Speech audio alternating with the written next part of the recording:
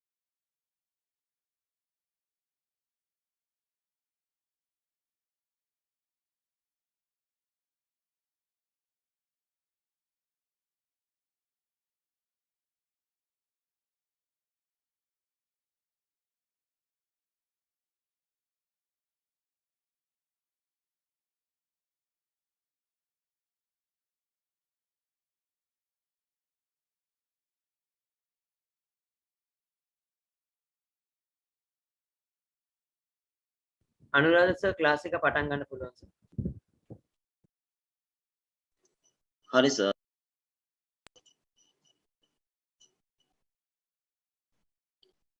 Yeah.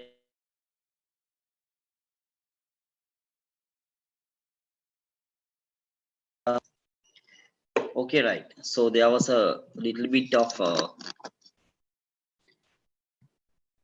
confusion. So I have also sent you a link, and even the Hilmisa has sent a link. So we were in two classes then. So never mind about these things. So now we will start properly once again, right? So right. Okay, right. So today I have selected one of the important headings and one of the important lessons in grade 10. So actually that lesson is very important because you know that many of the questions are coming from this lesson. Even many of the students, they don't understand this lesson very well. So because of that, they can't answer the questions. So you know that this lesson is important because exactly one essay type question is coming from this lesson as well, that few MCQs like 5 MCQs will come. So last year and the year before, the examiners have paid a lot of attention on these lessons because of this corona problem. In the syllabus, we could not complete the last chapters because of that. Especially from grade 10, they are putting more questions. So because of that, the lesson is very, very important. If you get a proper understanding about the lesson, so you can just um, write the answers very nicely. So I have sent you one tute with questions. In the tute, there are 4 questions. So we will discuss the 4 questions. The today's program is that I'm going to introduce the lesson. Sometimes the 2 hours may not be enough to finish the entire lesson. If so, what would we do? and we will at least half of the most important part will be discussed, and then we can just discuss the questions. I'm giving you the method of writing answers, the method of giving the marks and all, and the possible questions, everything I'll be introducing. So first what we do, we just start the lesson, and in the lesson we will get a clear understanding. So I'm giving you some times to ask questions, so then you just can ask questions from me at that time verbally. If not, you can send me messages, so like that the places where you are not clear with, you can clarify. So however, now here what we do, that we will I'm going to share my screen, and right, so then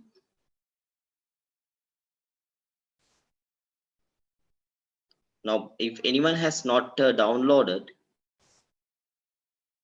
the tune that I have sent you, you can go to the website and download it and get it. So only 4 pages are there.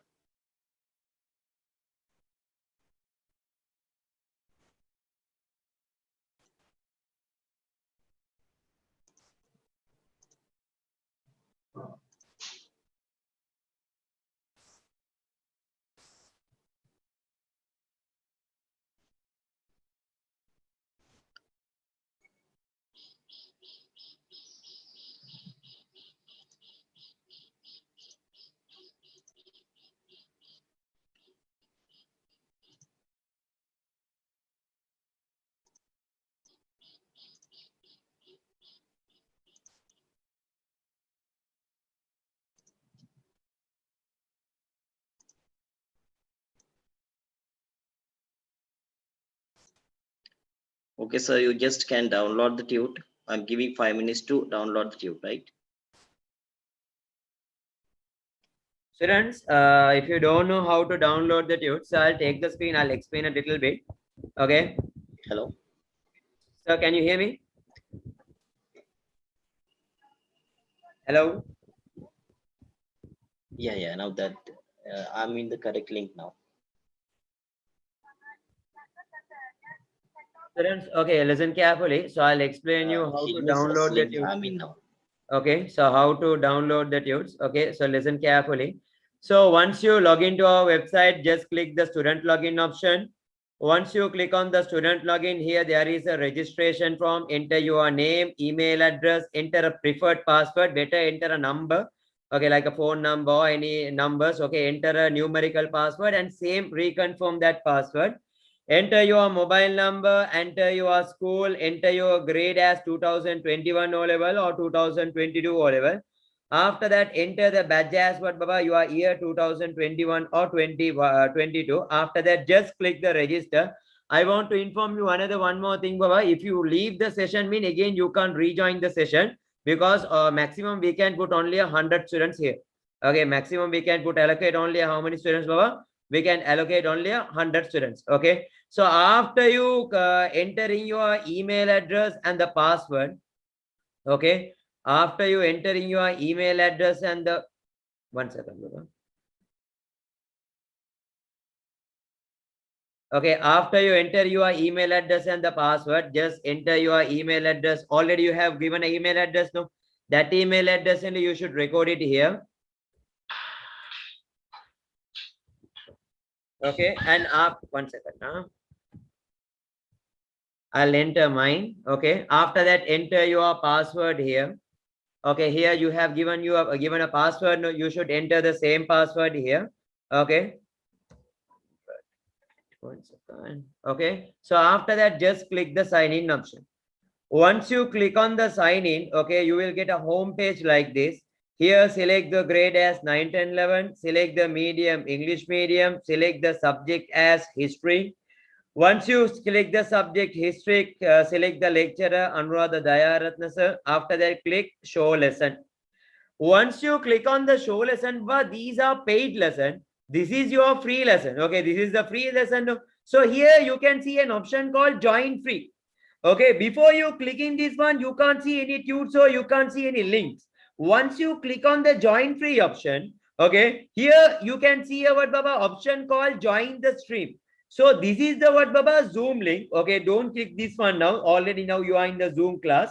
Okay, don't click this one again. Okay, so if you want in future, if you want to join through the website, just you can click this join the stream option, and here you can see an option called tutorials. This is your what Baba the tute. Once you click on this one, the tute will be downloaded to your mobile phone or to your what Baba to your laptop. Okay, so this is the way of downloading the tutes with the. Okay, so Anuradha sir, you can take the screen now. Okay, sir.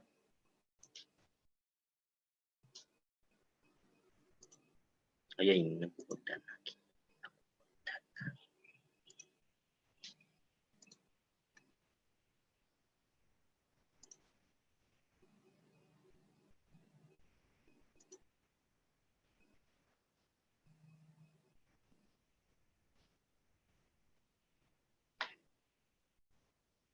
Okay, right now we are going to start this one, and I'm going to share my screen now. Sir, මගේ screen එක ගන්නකොට මොකද මම කරන්න ඕනේ sir? Right. Mute in as. Oh. Ah.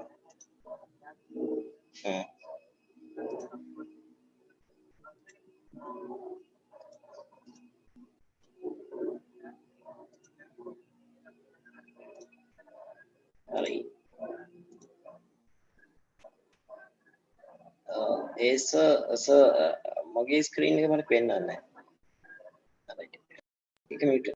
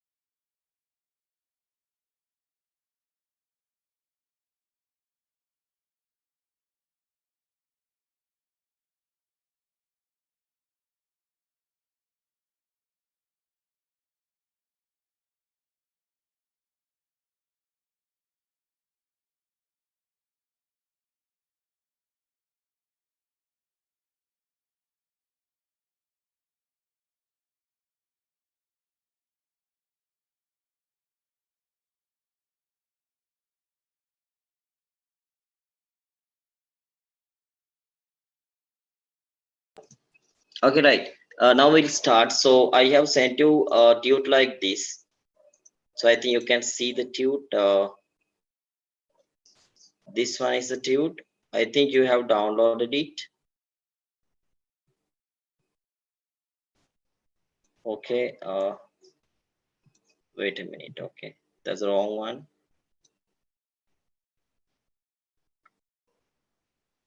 Right. So we'll go to the lesson first, right? Okay, right. So then the establishment of settlements in Sri Lanka. So I told you that we are starting the second lesson. So second lesson of grade 10. Starting from this lesson, we will discuss. Actually, in the second lesson, we have to discuss about the Stone Age of Sri Lanka. So how the humans have been originated in Sri Lanka, and then after that, how they spent the Stone Age, then how they have spent the agricultural age. So only that up to the time period that they have established villages. So normally we will discuss in this second lesson. So now when we take this some of the pictures I have to show you. So these are some of the pictures that you can see here. They are related to the excavation. So normally how we find out the evidences about the early settlements, normally from the excavation. So what are excavations? Now some of the prehistoric sites So what are the areas we call as prehistoric sites? The places where early man was living. So in those places we have to dig the ground. So like sometimes few feet we have to dig the ground down. So then we will find some of the evidences. So you can see some of the evidences here. So like here you can see some of these skulls have been discovered. Even these are some of the burials, and these are some of the implements that they have used. And like that, through the excavations only we have discovered about these people, and then only we have that studied about the information about these people, right? So when we come to prehistoric age, so what we call as prehistoric age. So prehistoric age means actually the time period which was before the past, that literary sources do not give evidences. Normally, when people started writing about the history in literary sources, we don't call it as prehistoric time period. It's known as historic time period. So we can get more information about historic time period by referring the literary sources. So the time period before the historic age is known as prehistoric age. So what are the sources that give information about the prehistoric age? Actually they were the archaeological sources. So archaeological sources like implements, maybe some of the things that we have discovered or the uncovered from the ground. So they were the archaeological sources. So books are not giving any information. So proto-historic age, so normally this prehistoric age, the time period before the history, we can divide into two sections, two main ages. What are the two main ages? One age is the Stone Age. The other one is proto-historic time period. So what is the Stone Age? Stone Age is the initial time period that humans have spent. So initial time period means they were using stone tools, they were living in natural caves, and they were not wearing anything, and they were eating only flesh, and sometimes very rarely they were eating some plant food items. So that is the time period that we call as Stone Age. So proto-historic time period means what? They started settling permanently in permanent settlements. They started settling in fertile river valleys, and they started growing things, doing agriculture and obtaining plant food items. And they started using burnt clay pots, and they started using metallic implements, and they started adopting proper burials. So that time period normally we call as agricultural age or the proto-historic time period.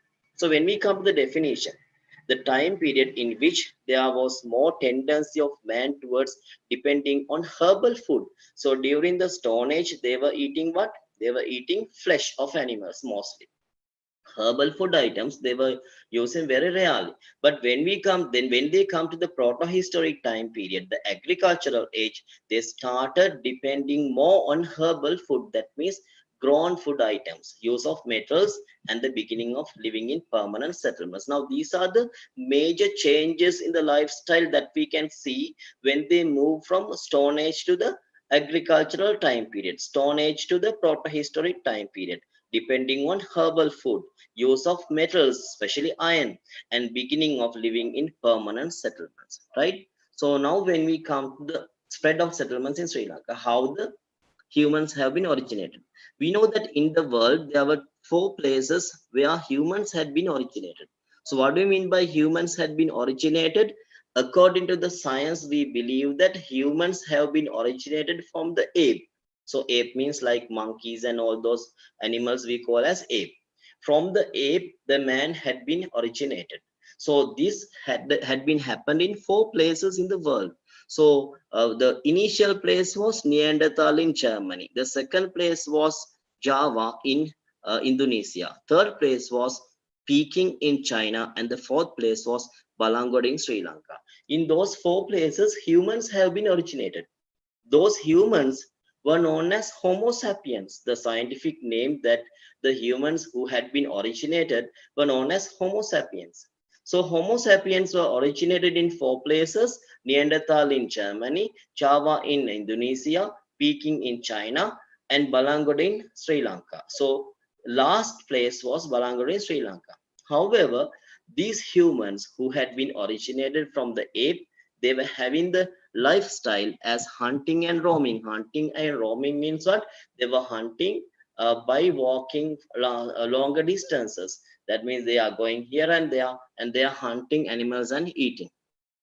So when we come to Balangoda man, there were two places that we can take initial evidences about humans who had been originated in Sri Lanka in Balangoda region. So it is believed that, or it is discovered that humans had been originated in Sri Lanka before 1,25,000 years, before 125,000 years. So if they ask a question, so how old is the evidences in Balangoda regarding the humans who had been originated? So 125,000 years. So there are two places that we will find these evidences. The first place was gem mines in Ratnapura region. So when we dig down like 90 feet in Ratnapura region, so normally gem mines, we find a gravel layer. That gravel layer is called as lode. So in that gravel layer, we find evidences about this initial man in Sri Lanka. Even the gems had been found in that region, that layer. So gem mines in Ratnapura is one of the places where we will find evidences about the initial people in Sri Lanka. So however, there are two places. The evidences of this place, Ratnapura region, gem mines, how old they are, 125,000 years old. So initial place where humans had been originated in Sri Lanka. The second place was Iranamadu formation. So that's normally Hambantota region. So why we call it as Iranamadu formation? There's a gravel layer covered with sandy soil mixed with clay in the ground in the semi-arid zone in Sri Lanka. So that layer, that gravel layer, in that gravel layer also we find evidences about the initial people of Sri Lanka who had been originated before 125,000 years. However, this gravel layer had been initially discovered from a place known as Iranamadu in Sri Lanka. So that Iranamadu region is located in northern Sri Lanka. But this layer, after that also we call as Iranamadu formation. So that's why the real area actually is Hambantota. So in Hambantota region also we find the evidences about the initial Balangoda man of Sri Lanka. So now you can see the timeline in Sri Lanka. So here you can see from this picture. So Sri Lanka is spent, the man of Sri Lanka had been spending these time periods, the prehistoric time period. The prehistoric time period we just divide as Stone Age and Protohistoric, that even early Stone Age and later Stone Age. After that, they were spending protohistoric time period. So protohistoric time period means the agricultural time period that man started agriculture. So that period also you can divide into three ages, but this division is not needed. You should know this one as the Stone Age, this one as the protohistoric time period or the agricultural age, and then the historical era. Historical era means what? The time period of the kings. So during these two periods, there were no kings in Sri Lanka. Or during this protohistoric time period, leaders had been emerged. But the historical period means that is the time period that the kings had been emerged in Sri Lanka. So after that, after 1815, when the Candian kingdom had been captured by British, that is known as, that time period is known as modern history. So modern historic time period. So then we'll go to this one. I told you that early humans, before 125,000 years, humans had been originated in Sri Lanka in two areas, two places. What are the two places here? One is Balangoda region. So this is Balangoda region. And the other place is Iranamadu formation. So this is the Iranamadu formation. Those humans who had been originated in this Balangoda region had been spread to here also. After that, they have been spread to 6 environmental zones in Sri Lanka. That means everywhere in Sri Lanka, you should know these 6 environmental zones where this prehistoric man had been spread. Because in the exam for structured essay questions, they are asking sometimes, what are the environmental zones that the Stone Age men of Sri Lanka had been spread later on? So normally in one of the fast paper questions, they have asked to name 3 such zones. Now we'll see what are the zones here. So these are the zones in Sri Lanka that they have been spread. Environmental zones of Stone Age man, arid zone. So why we call it as arid zone? Because no surface water, no surface water flow, and even here you can see very less rainfall. So that is the Jaffna region like. So the arid zone, even in the arid zone, prehistoric man was living. Then semi-arid zone. So there are two semi-arid zones in Sri Lanka. More rainfall than the arid zone. Some surface flow of water is there, but they are also very having less rainfall and very hot. So this is semi-arid zone. Here also this is a semi-arid zone. Even in semi-arid zone, they were living. Then lowland dry zone. So this is the lowland dry zone, and this is the lowland intermediate dry zone. Intermediate means the zone between the dry and the wet. The zone between the dry and the wet is known as lowland intermediate dry zone. And then mountainous dry intermediate zone is here, the mountainous region, and the wet zone is here. So these are the 6 environmental zones that Stone Age man of Sri Lanka was living after the origination.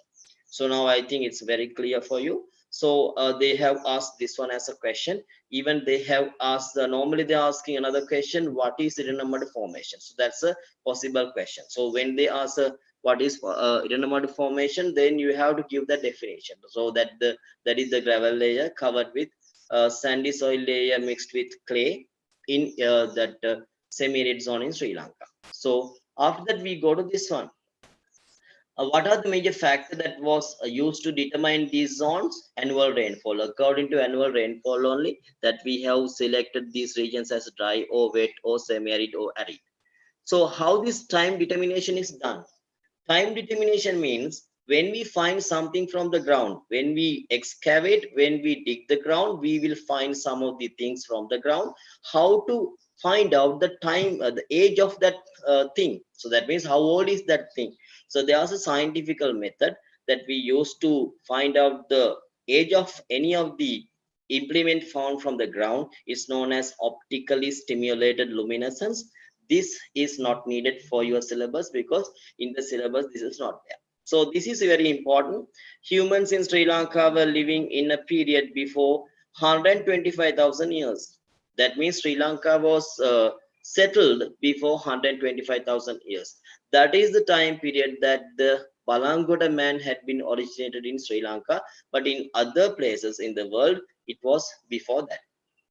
And you can see some of the evidences here that we have discovered from the ground.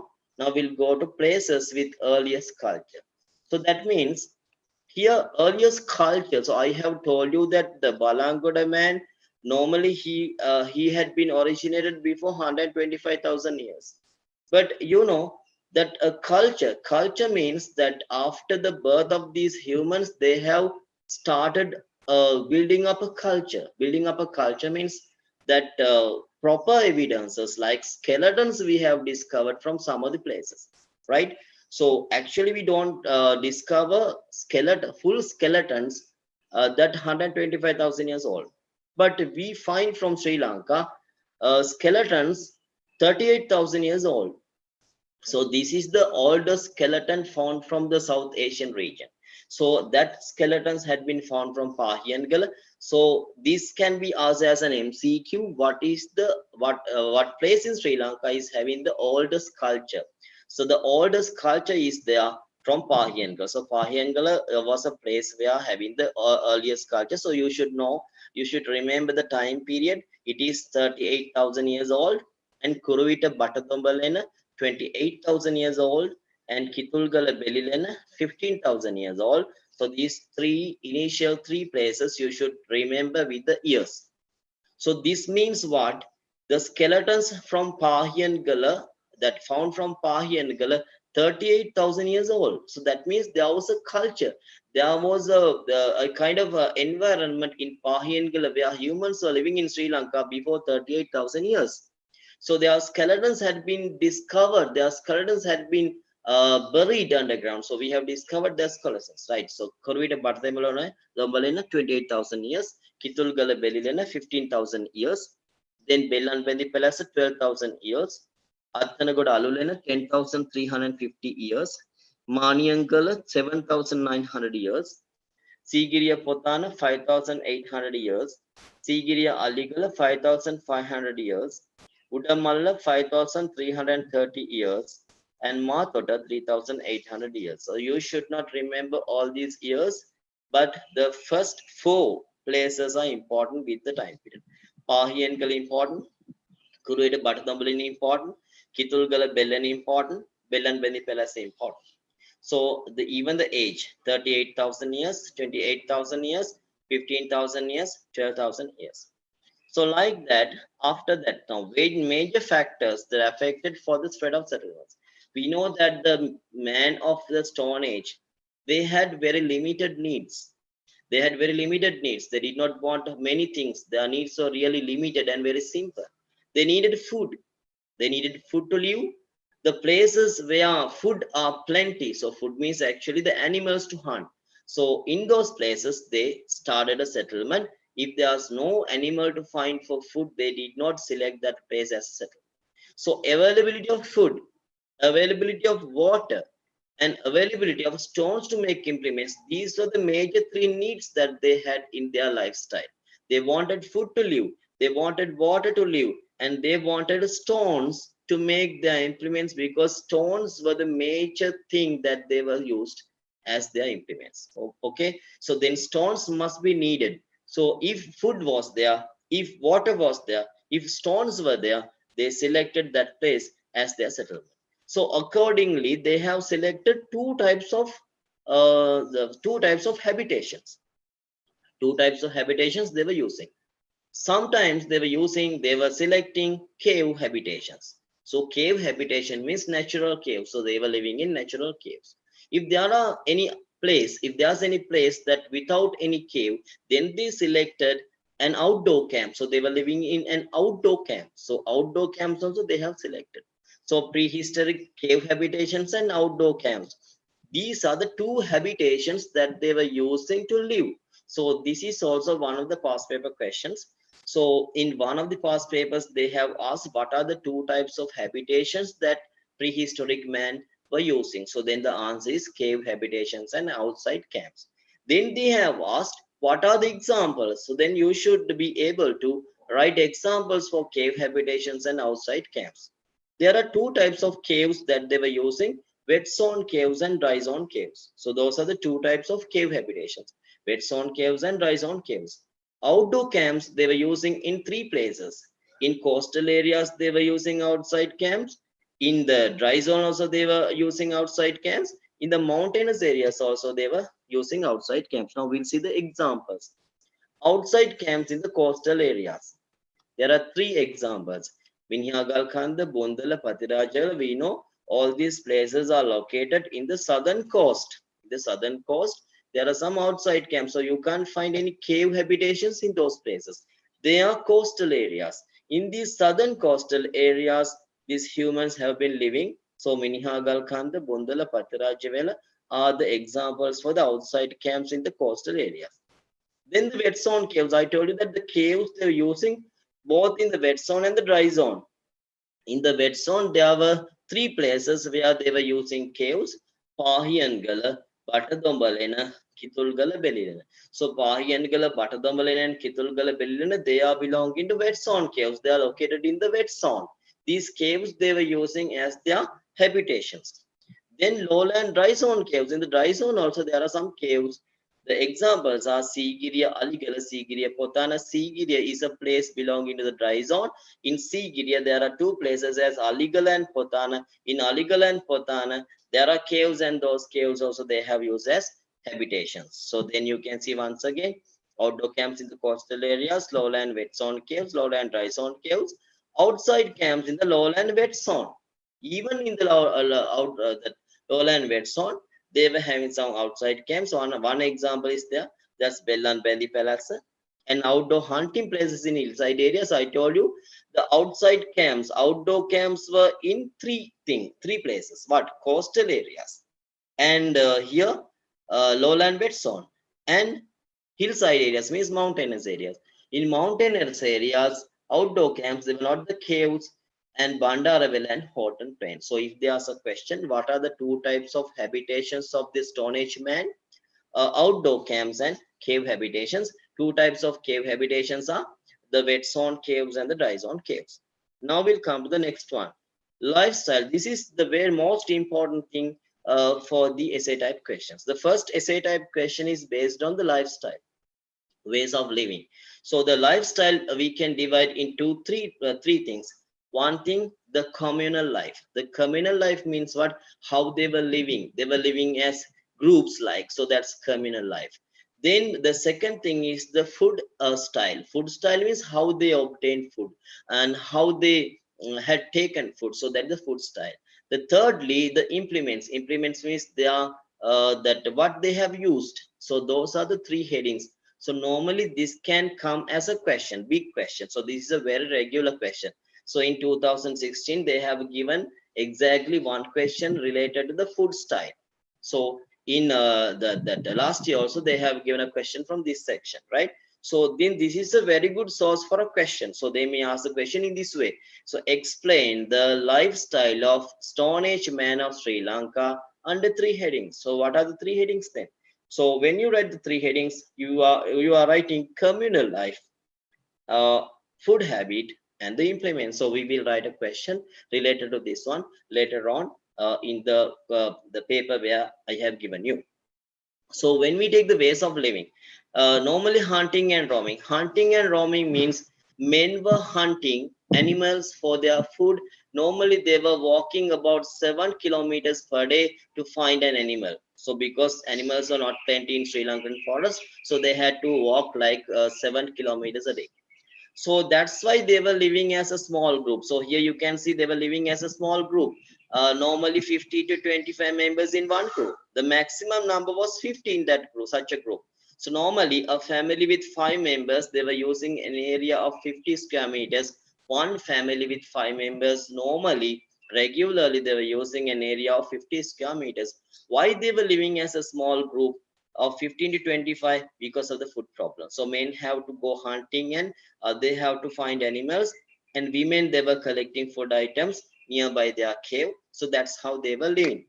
So what are the evidences to show? There were two evidences to show that that families were using a small area for living. So here you can see two places. One is Bandaravela, the other one is Vellanpalli Palace. In Bandaravela, there's a place called Church Hill. From that place, we have discovered evidences of 25 people from an area of 150 square meters. So this evidence you have to by heart. The place where we can get evidences about the communal life of people. And even from Vellanpalli Palace, we have discovered 30 skeletons from an area of 120 square meters. So these evidences are very important when you are writing answers. Normally how you are writing, so communal life of Stone Age man, that is the heading. For the heading also they are giving marks when you are writing. Then under that heading you have to write a paragraph. So when writing a paragraph also you are given marks. So for the paragraph sometimes they give 1.5 marks, but you have to write 6-7 lines explaining all these things. So when you write the answer, giving evidences is very, very important. So that's why we have to by heart the evidences, right? So then we'll come to this one, methods of burial. So the initial burial methods here, lifestyle. So initially when a person died, what they have done? So they have dug a small pit inside the cave with a piece of stick or a piece of horn. So see, a small pit. So you can't dig a very deep one using a piece of stick or piece of horn. So that can be done only using that only you can dig a small pit only. Then after that, keeping the dead body in the pit and covering it with garbage.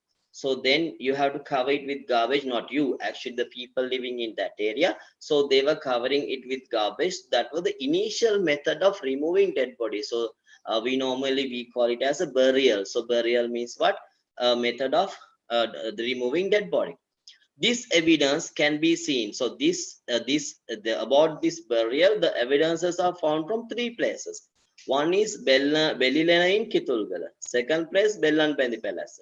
Third place is that Pahian Gala. So how many skeletons had been discovered from Kitulgala Bellilena? 12. How many skeletons were discovered from Bellanpalli Palace? 30. How many from Pahiangala? 9. So because of these evidences, we can guess that this was the initial burial method that they have used. So that's how you have to write this also. So when you write about the communal life, even these burials are included to communal life. So because of that, it's important to write include this one also in the answer. When we come to food habits, so that's a main heading. Even you know that as I told you in 2016 paper, exactly they have given one complete question related to food habit. So they have asked a question: explain the food habit of Stone Age man of Sri Lanka under 3 headings. So under 3 headings, you have to write about the food habit. So then here I will show you when writing when you're writing the answers how to divide it into 3 headings, even alone the food habit, and how we can divide the headings when we are writing as a full as a question. So normally they hunted animals like these animals. So these are the animals who were plenty in Sri Lankan forests like deer, monkey, wild boar, spotted deer like. So you should not by heart everything. You can just by heart 2 or 3, and then you can write the animals like buffalo, black bear, wild boar, deer, monkey, etc. That's it, right? So even they have used some fish, inland fish. They were known as titya. Titya means a very small type of fish living in wet zone reservoirs. So they have eaten this titya as a food item because they wanted to have protein needs. So we know that fish is full of protein. So protein to fulfill the protein need only they have used titya. Even carbohydrate is something that is needed as a food. So for that they have to use what? Not the animals, but they have to use plant food items. So what are the plant food items that they have used? They consume breadfruit seeds and wild plantains as main 2 types of source of carbohydrate. So breadfruit seeds were really plenty in Sri Lanka, so they baked these breadfruit seeds and they have eaten. Wild plantains is something that actually that's really full of carbohydrates, so they have used wild plantains. Other than breadfruit seeds and wild plantains, they were using some other food items to obtain carbohydrate. All these evidences have been given from where? Kitulgala Belile. So we have discovered some evidences about the consumption of baked wild breadfruit seeds before a time period of 12,500 years. We have not discovered that baked breadfruit seeds from that place, which is 12,500 old, but the evidences. So from the discoveries, from the excavations, we have uncovered some of the evidences. What are the other food items full of carbohydrate? Yams like katual and gonal, kitul seeds, kakuna seeds, kernel of dotulu, all those are plant food items and they provide carbohydrate. And the most famous food item of these people were oysters. Oysters means actually not the sea oysters. These oysters means actually snails found from the wet zone forest in Sri Lanka. So snails, especially tree snails and lagoon oysters. They were the 2 types of oysters used as food in Sri Lanka. So Sri Lankan Stone Age man. So it was the most famous food item. Sometimes they may ask a question in MCQ paper. What is the most famous food item used by Stone Age man of Sri Lanka? The tree snails and the lagoon oysters. Even they were using salt. That means without salt, they did not eat any food. So with adding salt only, they have eaten food. To get salt, what they have done? So they have gone to maritime areas, to coastal areas, and they obtained salt, and then they have moved to their settlements and they used salt. The evidences are found from once again Kitulgala Belirina about the usage of salt. So you see, many of the evidences related to the food habit of the Stone Age man of Sri Lanka had been discovered from where? From Kitulgala Belilene. The third heading when you are writing about the Stone Age man of Sri Lanka is implements. Implements means what they have used. So mostly they have used stone implements. These stone implements that they have used can be divided into 3 groups. One is geometric micro implements. Second one, non-geometric micro implements. Third one, large stone implements. So what do you mean by geometric micro implements? Micro means these implements were very small and the size was between 2.5 centimeters to 4.5 centimeters, very small. So why they were known as geometric? All these implements were given a geometrical shape like a circle or maybe a kind of something elongated something or a kind of scale, the triangle square like geometrical shape. So geometrical shape had been given very small, because of that we call it as geometric micro implements. Then non-geometric micro implements. So what are the non-geometric micro implements? They were not given any geometrical shape, but even they are very small, like 2.5 centimeters. When you make an implement, very small implement like that, you cannot use granite to make them. So you have to use something harder than granite, alabaster. Alabaster and kahanda stone, they were very hard stones. They had been used to make these implements. So other than micro implements, they were using large stone implements like hammer, axe, grinding stone like, and they were made with granite because large implements can be made with granite, but these small implements cannot be made with granite. Now I told you the lifestyle is a very good question. So when a question is given related to lifestyle, how it is given, now we have to discuss that one. So now what we do, we just go to that one, the question. So get ready with your tube to complete the blanks there, right? So now I'm going to uh,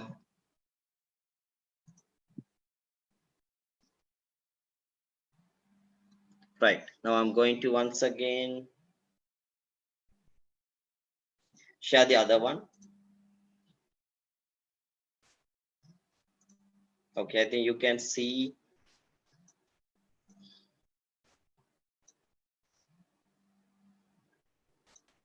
right this one. Okay, I think you can see this one.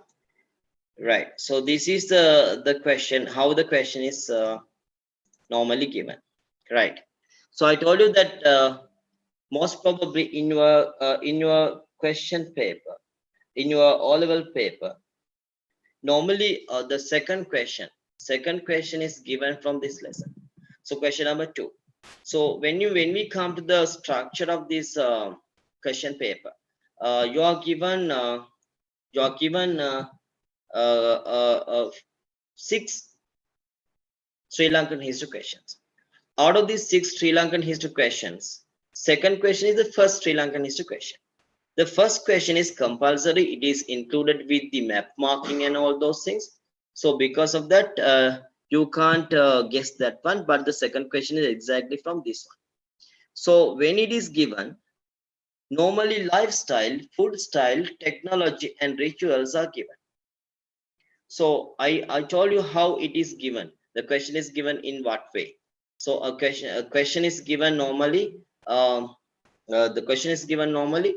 Write under 3 headings. So then you have to divide the and 3 into 3 headings and write under 3 headings. Okay. So before discussing this one, if you have any question, you just send me as a message. If anyone is having any question related to this one, related to the theory part. Are there any questions? Then shall we discuss the question that I'm going to give you? Okay, right. Right. Okay, now we'll see the question. So now this is the question I told you, right? So from this one you can be given a question. So normally if that question is given, this is the first heading, lifestyle of prehistoric man, or even the communal life, we can say communal life or lifestyle. So now I told you, after writing the heading, excuse me, oh sir, all right, in sir, hurry, hurry, okay, right.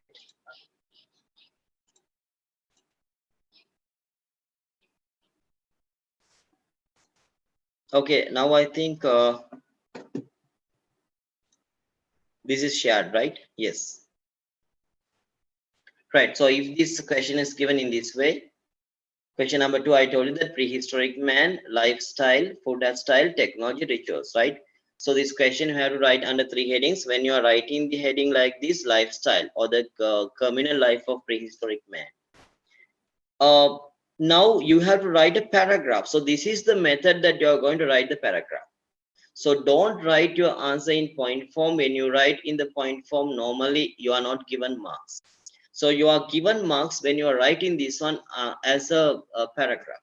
So now see, people of prehistoric era lived by hunting and roaming. So hunting and roaming means they were hunting, even they were walking for longer distances to find animals from one place to another, gathering food.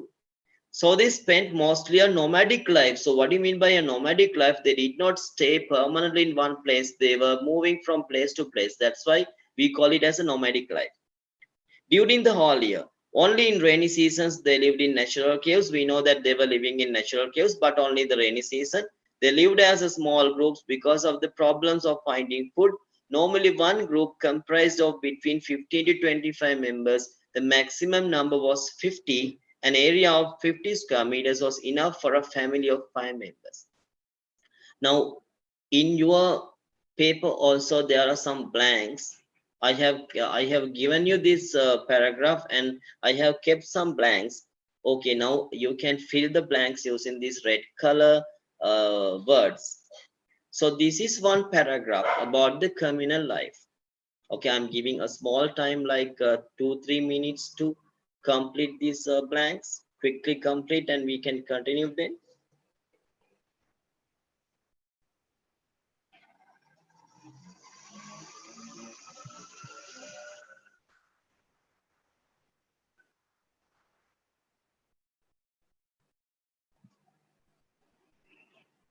So this is the lifestyle. So even you can use this one as a communal life. So what do you mean by communal life? How they were living as a group. The second heading will be food style. But related to lifestyle, something you have to add. That is the burials. Even burials you add into this one. So we can't have a lot of time to complete the notes. So we'll go quickly. Otherwise we can't complete at least my aim is to complete at least 2/3 of the lesson. If we can't complete entire thing, okay, I think it's enough the time. So then we'll come to this next one. So here these evidences you have to write. The evidences you have to write. Even this is included to what? Communal life. Discovery of evidences about 25 people in an area of 150 square meters from Churchill in Bandaravela. Discovery of 30 skeletons from an area of 120 square meters from Bellanpetty Palace. So these two evidences you have to give. So when giving evidences, when you write it as a point form, no problem. But when you always you have to try to write everything as a paragraph. So during the dry season, they spend their time in outside camps, which they build temporarily in open areas. Now, this is something that you must write about the communal life. At least you must write this much to get full marks. Otherwise, they are not giving full marks. Now, some students, they don't know how to write answers. So what is the length of an answer? Like that, they don't know. Now, please write this one. The red color things you have to write, and I have provided you the space to write.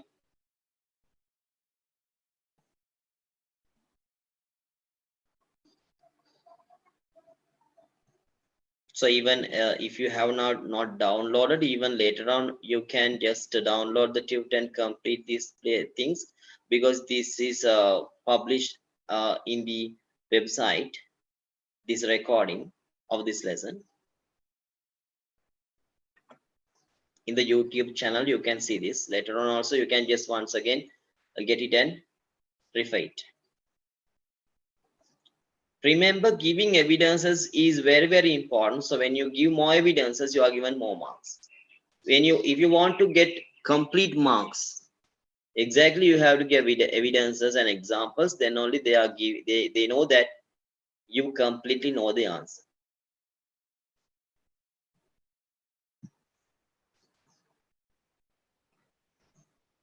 Okay, this is the second heading. Sorry, first heading. Now we'll go to the second heading. The two evidences we wrote. The second heading is the food style. So when we come to food style of prehistoric man, they had consumed both flesh of animals and herbal food items. They had hunted animals like buffalo, black bear, wild boar, deer, spotted deer, porcupine, rabbit, stag, giant squirrel, mongoose, wild fowl, monkey, civet cat, python. Even they had consumed freshwater fish. If you can't remember every name of every animal, you should not write, so that you can write animals like and give some examples. Even to get starch, they ate some plant food such as wild breadfruit seeds and yams mainly. In addition, some food full of starch such as kitul seeds, coconut seeds, and kernel of dotul were eaten. Food had been eaten after being baked, so that means they had the habit of baking and eating. So while breadfruit seeds, they were baking means actually they were putting these seeds into fire and baking and eating, so not the raw things they have eaten. And prehistoric people preferred to eat tree snails and lagoon oysters. There are evidences of using salt from Kitul Galabelilena. The evidences you must write. So evidences you can write as in point form, no problem. Discovery of oyster shells from Kitul Galabelilena. Those oyster shells were mixed with salt. Discovery of evidences of consumption of baked breadfruit seeds belonging to a time period before 125,000 years. Okay, once again, the red color things you can write quickly.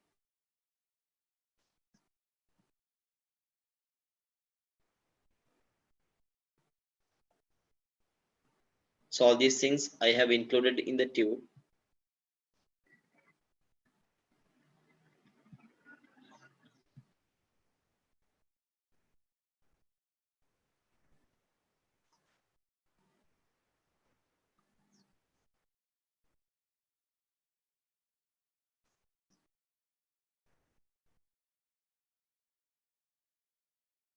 So if anyone could not write completely everything, just I told you that this is once again published in the YouTube channel, and you can once again download it and refer it and complete notes. I'm not going to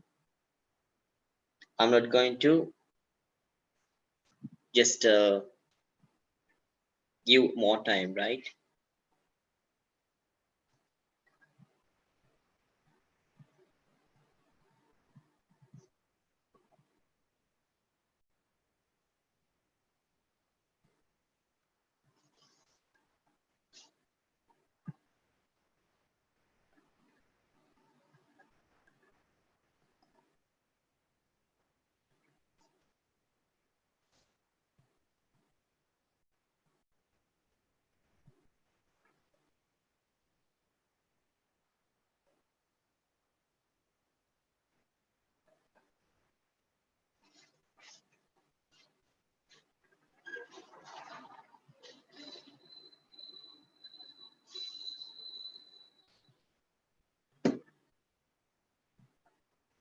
Okay, right. So now shall we go to the next one? So this has a lot of blanks, so I'm giving just more time to write.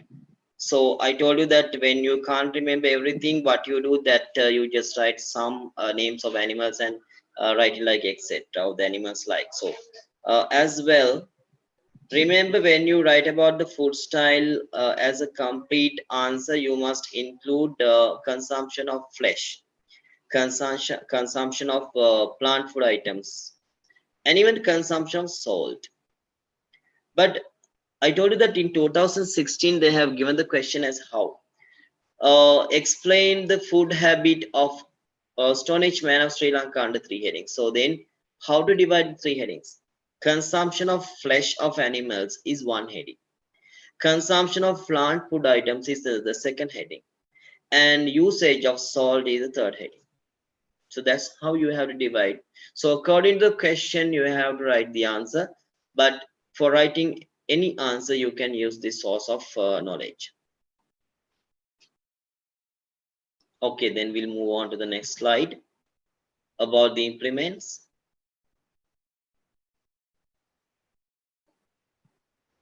Okay, so when we come to the technology, stone tools are the only proof that exists to know about their technology. The stone tools in the small size were called geometric micro stone tools. Now we know that there were two types, micro stone tools and large stone tools. Micro means very small, like 2.5 centimeters to 4.5 centimeters. These have been named so because they had been given geometrical shape and they are not more than 4.5 centimeters in length. They had used more alabaster and a little of kahanda stones to make them. So alabaster and kahanda had been used to make geometric micro stone tools, not the large. Mostly non-geometric stone tools were used. Non-geometric micro stone tools were made mostly. They had been made for cutting, chopping, scratching, and digging. Apart from these, some tools such as hammers and grinding stones had been made using granite. So if you want, even a fourth heading can be given. That's about the rituals of prehistoric man. Rituals means burials, how the dead bodies are removed. So that's known as rituals. Okay. Rituals can be observed to a certain extent regarding the burials of dead bodies. Such an instant could be evidence from Ravana Ella caves. In the skull found from their rough edges and parts protruded outside had been rubbed and leveled and painted with brown stones red in color. Even several parts of skeletons painted with red color brown stones have been discovered from Pahiyangal. Skeletons discovered in the cave called Villanbedi Palace in Kuruvita has been curled and buried, right? So now see here, actually in the theory part, we have not gone to these rituals. So I'm going to rituals in the theory part. I'm not going to just discuss it now. I'm giving time to complete the blanks. So after that, we will go to theory part once again and discuss about these burials. That means how they remove the dead bodies. Just complete the blanks.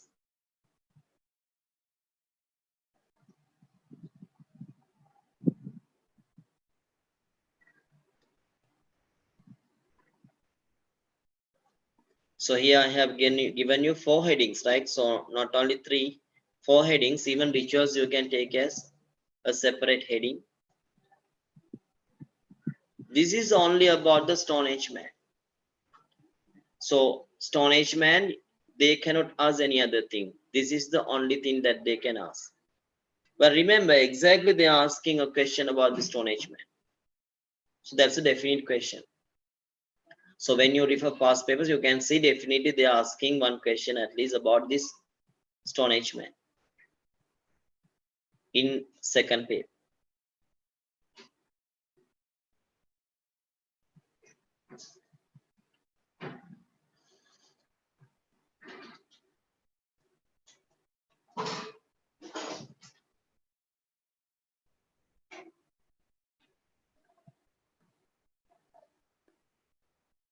So after writing this, once again, we go for the second theory part. So first theory part I have discussed up to the end of the Stone Age man. Then we have to move on to the protohistoric man and their lifestyle and their rituals and burials and all those things. Then we are moving to the third part. Third part is related to the settlements, how they settled as small villages. That part we are moving. So here in this lesson, we have 3 major parts: the Stone Age man, protohistoric man, and the settlements. So early historic time period. So when you complete those 3 sections, the lesson is over. Even the questions are asked according to that. So that means the questions are asked from the first section, from Stone Age man's section 1. And then they may ask a question from the settlement part, early historic time period. But sometimes now, however, 2 questions are given. 2 questions means 2 parts of 1 question. Second question, 2 parts. That's okay. Normally a question is having 4 sections: part 1, part 2, part 3, part 4. First one is a short question with you have to write the answer with 3 words. And the second part is also small, that 2 sentences. Like the third one is explanation. We have to write under 2 headings. The fourth part comes as a to write under 3 headings. Okay. So then explanation. Right. So now shall we move on to the other one, the theory part once again. Right. So we discussed from here. Right. So then this is the height of the Stone Age man of Sri Lanka. Grown male 174 centimeters, a grown female 166 centimeters, right? So a brain, grown male, they had a brain volume like 1600 cubic centimeters and a grown female 920 cubic centimeters. Their lifespan was very short, like within 35 to 40 years, they were dying. So that is the maximum life. So these things may come for MCQs, not as essay type questions. And evidences the funeral rites. So I told you that the funeral rites I am discussing here. So what are the funeral rites here? Mainly these evidences had been discovered from Ravana L. The skull that had been discovered from Ravana L perforated, dividing it into 2. So that means it has been divided by using a kind of something that has struck on that onto that tent had been divided. However, we can't take that as a habit or a kind of the burial method.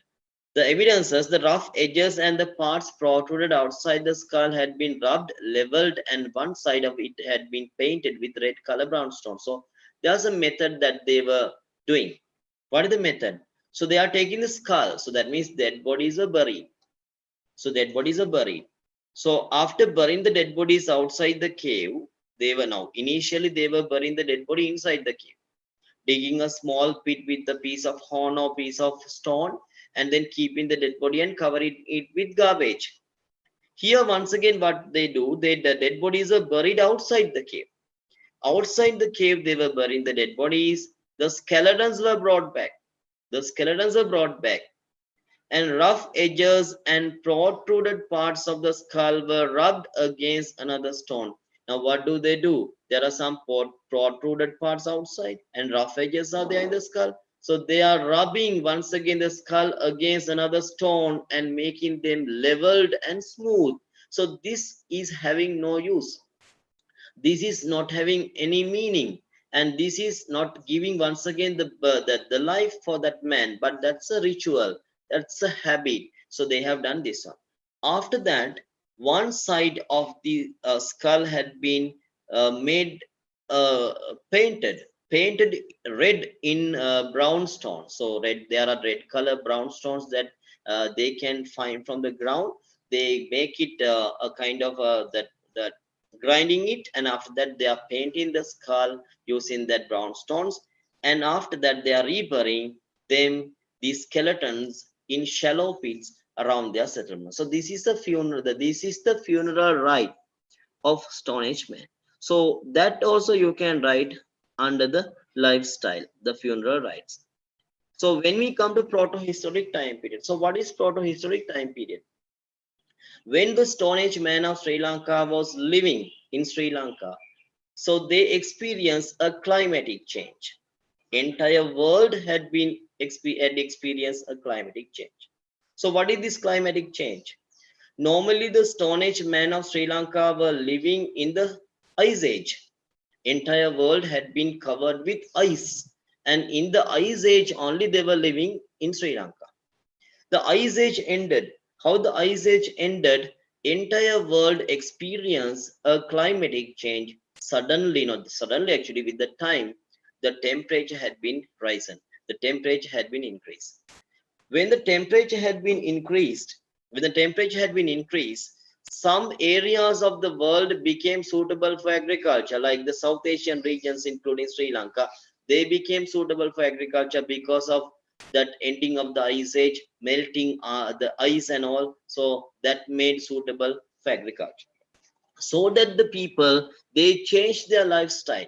How they changed their lifestyle? Starting of agriculture. Agriculture had been started using permanent settlements. When they started agriculture, they can't roam, they can't go from place to place, they had to stay one place.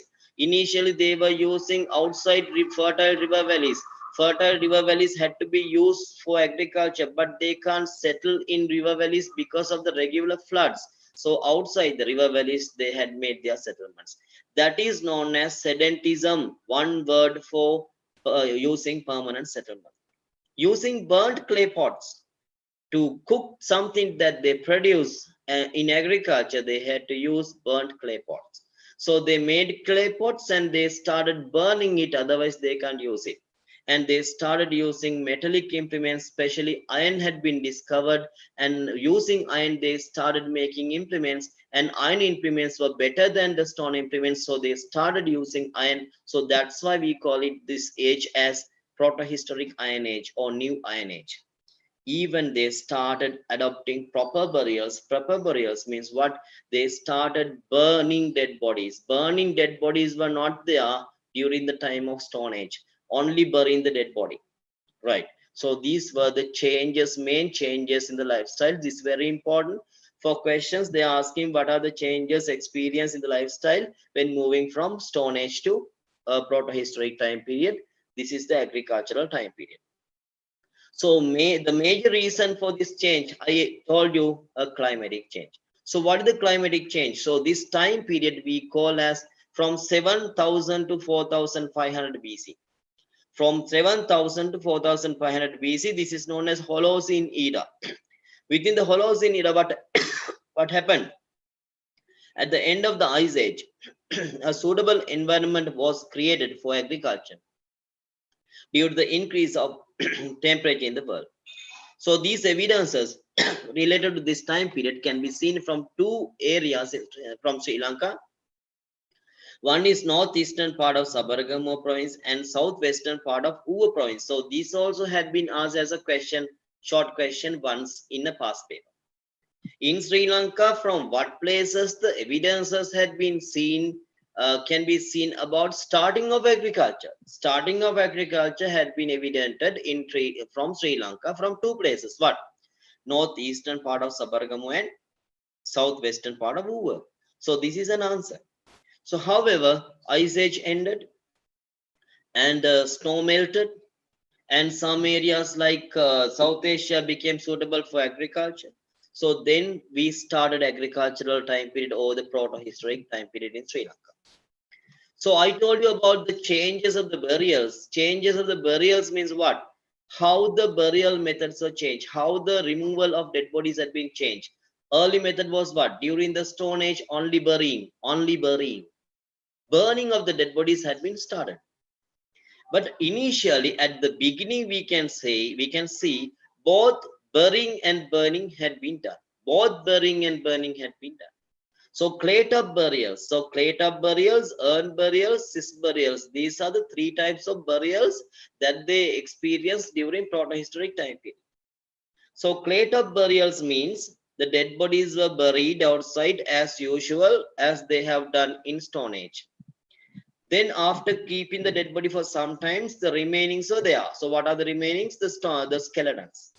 The remainings were cremated. Now these remainings they have brought back.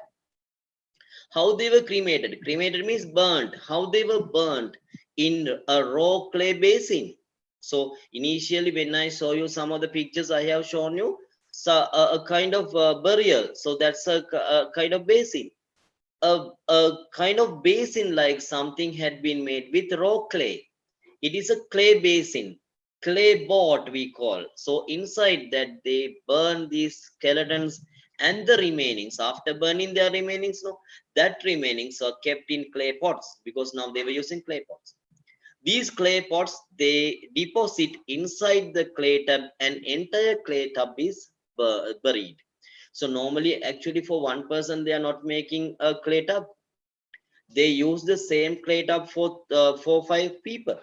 When they use the same clay tub to cremate the skeletons of 4 5 people, they can't use it once and over again, over and over again, because it may be cracked.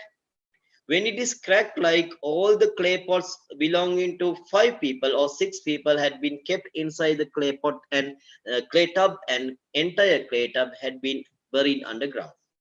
These types of clay tub burials can be seen from Nikavalamulli in Ruanvelle and Kalo to Avin Athanagal. So this is a very big question once again. The second question that they can give you related to this lesson.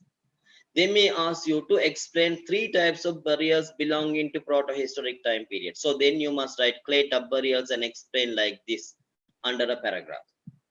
Urn burials means in urn burials there's no any burying, only burning is there. Entire dead body was burnt. But in the clay tub burials, they buried the dead body initially.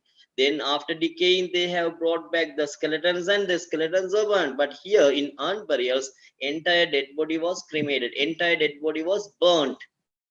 The remainings once again were kept in clay pots and the clay pots were buried underground. Clay pots were buried underground. Dead body was not buried. So that's known as urn burials.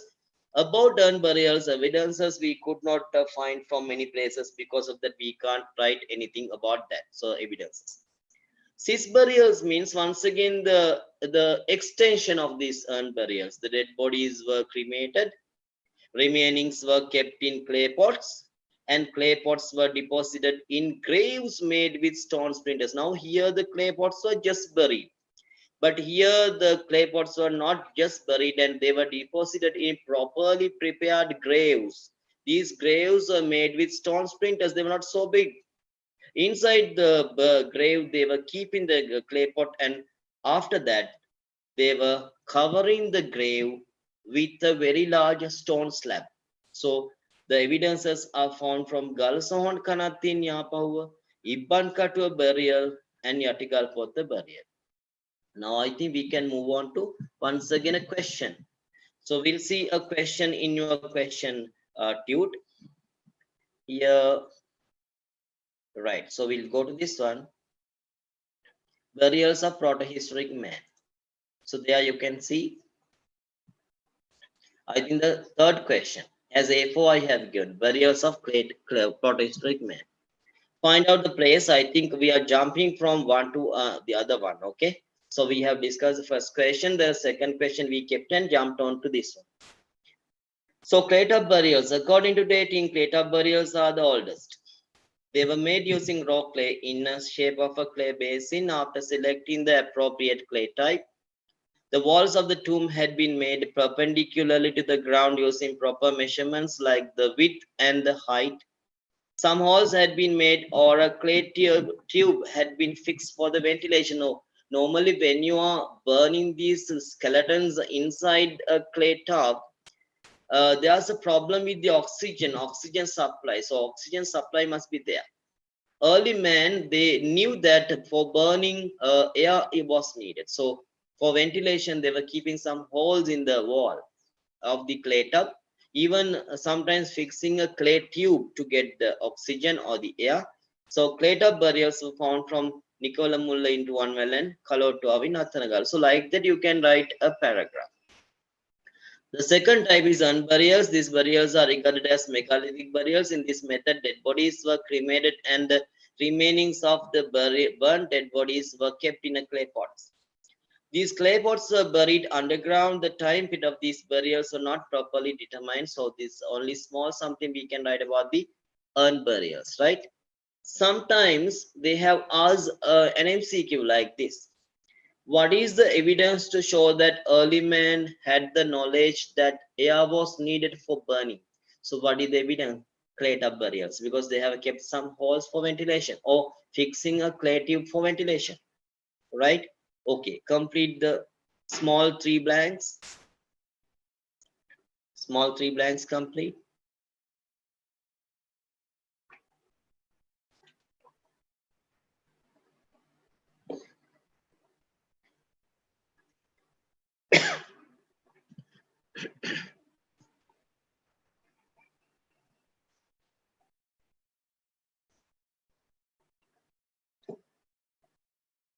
Okay, we'll move on to the next one.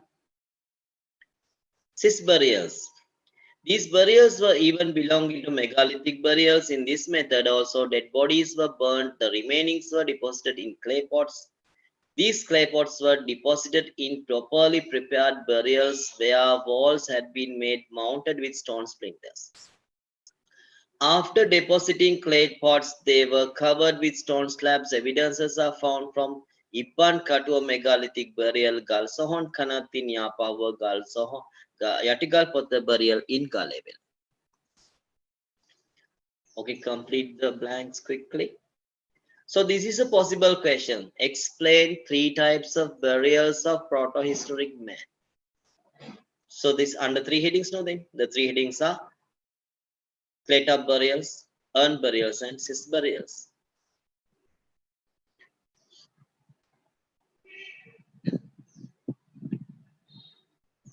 Now we have discussed 2 possible questions that may come. I told you we are discussing 4 possible questions, but out of these 4, 3 are very, very important. So regularly coming questions. Out of these 3, 2 will be exactly coming. The wording may be different, how the question may given is different, but the answer is the same. According to the question, you have to write the answer.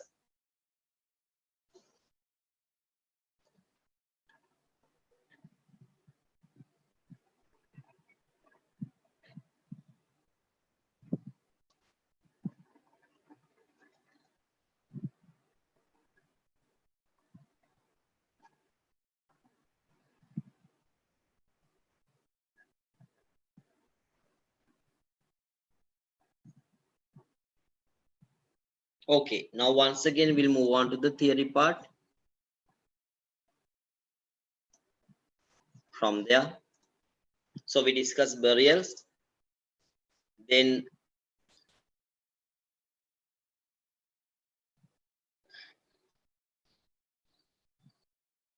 right.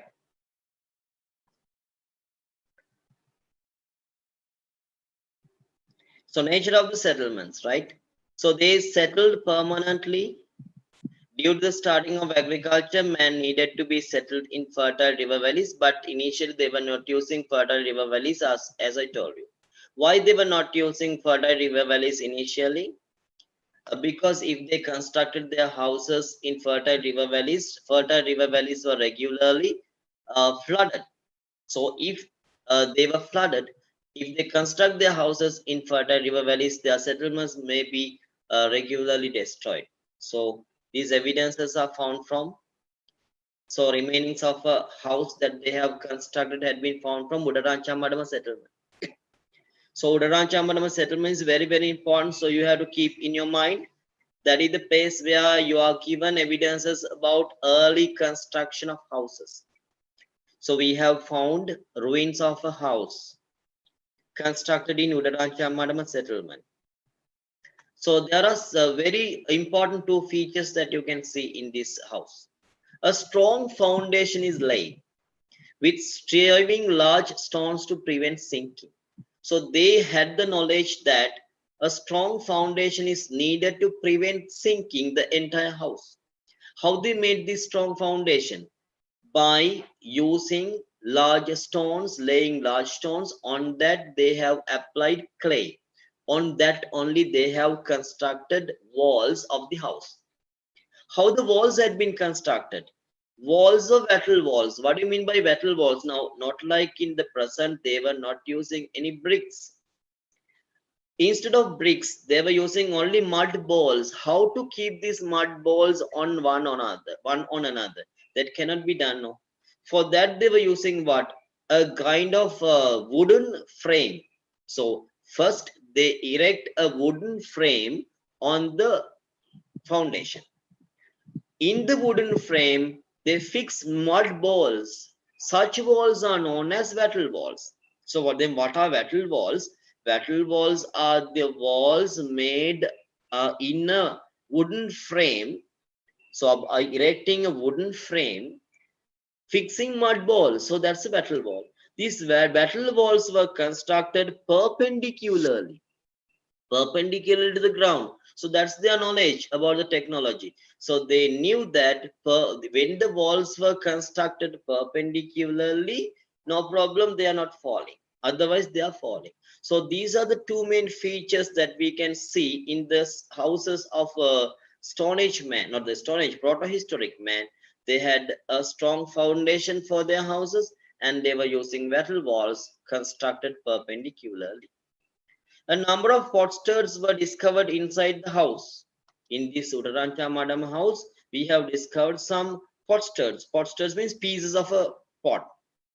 Now this pot had been made using a simple machine.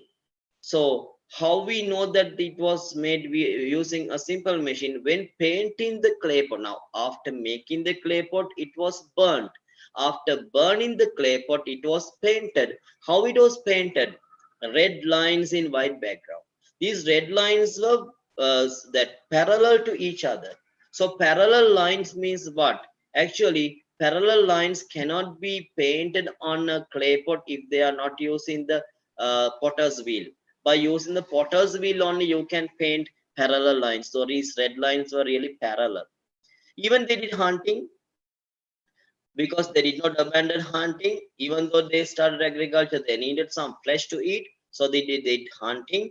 And even bones of animals that had been found from the kitchen of the Udarancha Madam house, that shows that they did hunting. And they did beauty culture. Even the women in that time period, they did beauty culture. There were few clay beads, so they were using clay beads as a chain. The chains they were the using. An iron stick used to apply coal on the lady's eyes. So they were applying coal. Coal means a black color, something to color the lady's eyes.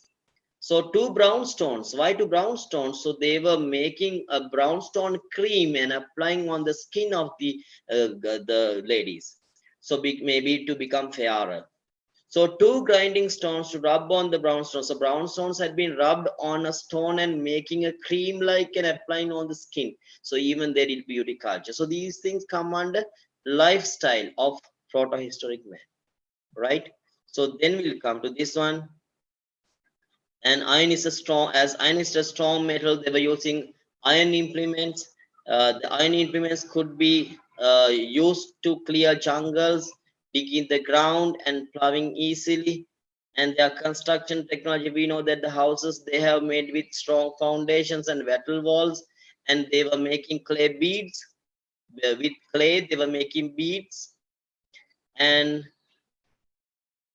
however, this time period we call as early historic time period. Now when we come to end of the proto historic time period, it's the early historic time period. So however, they settled in fertile river valleys, even though they did not go to erect their houses in the river valley because of floods.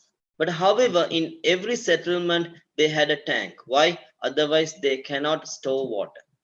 As they were not gone to very close to river valleys, they had to construct a tank in their village to store water.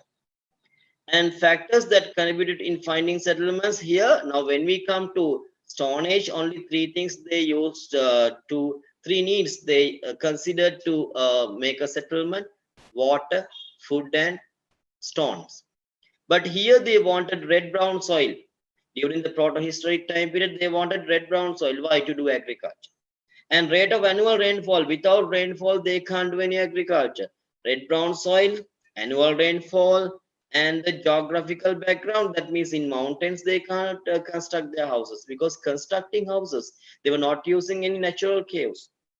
With considering these three things only, four things only, they have selected the place to erect their houses: red brown soil, availability of red brown soil, annual rainfall, geographical background, and expansion of natural resources.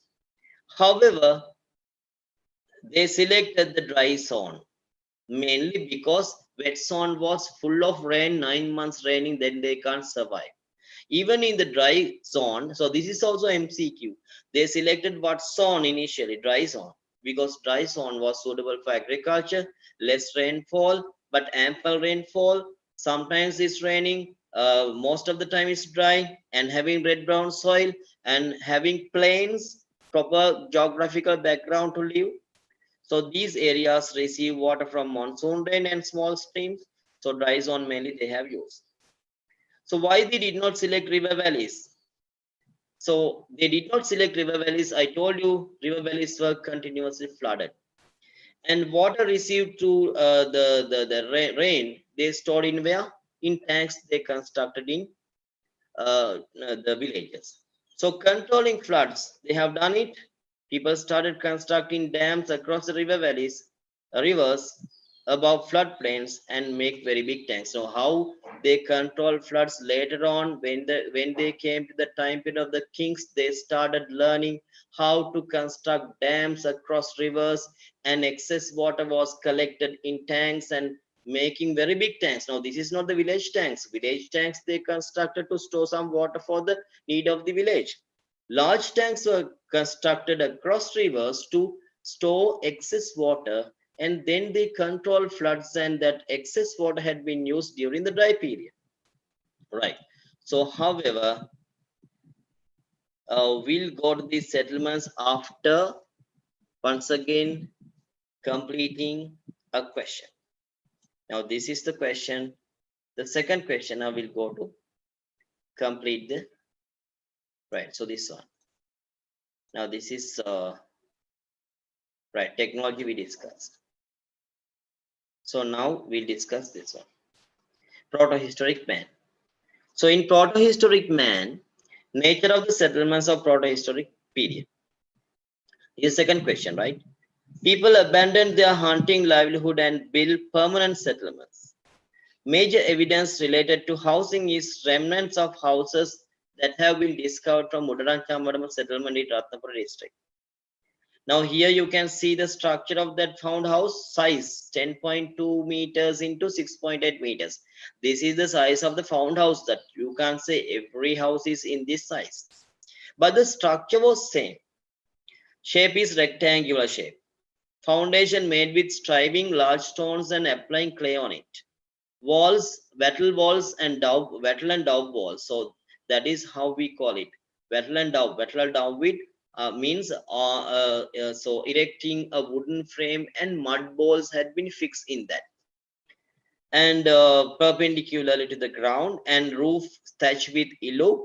Rooms, there are two rooms in the house, front room and rear room. Front room was an open room. Why we call it as an open room?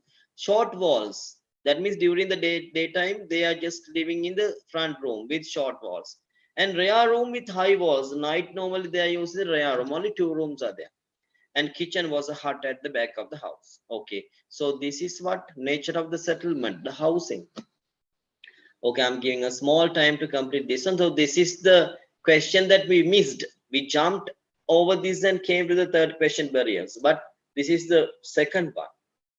So we'll try to complete 4 questions, because then only that my lesson is completed. So even my attempt is completed. So you are getting the maximum use when we complete this one. The last question, fourth question, is the most important. The last question is the most important. So then after writing this, we'll go to that one. So that is the most important question that we'll discuss. So sometimes I'm taking further 15 minutes more, like 5:45 up to 5:45, and finishing everything. Okay, quickly complete this one.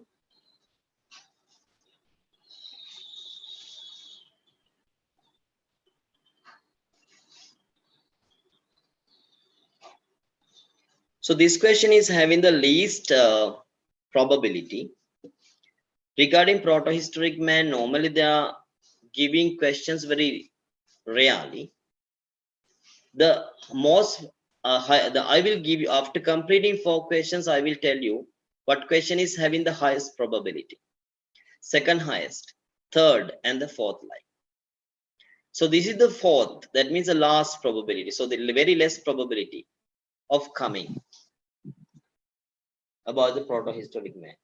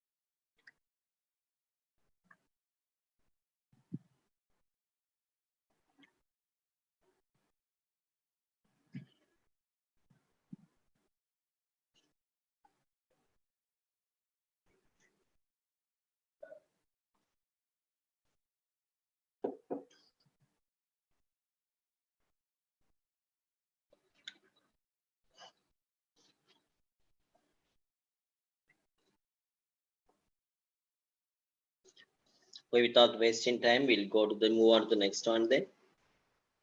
So I told you that if anyone is missed, you just can go to the YouTube channel and download this and complete it later on. Even if there's any place that is not clear, here once again you can listen to this and get it clearly. If anyone is having any question, like, or you can just personally, you can send me a message through WhatsApp asking the question.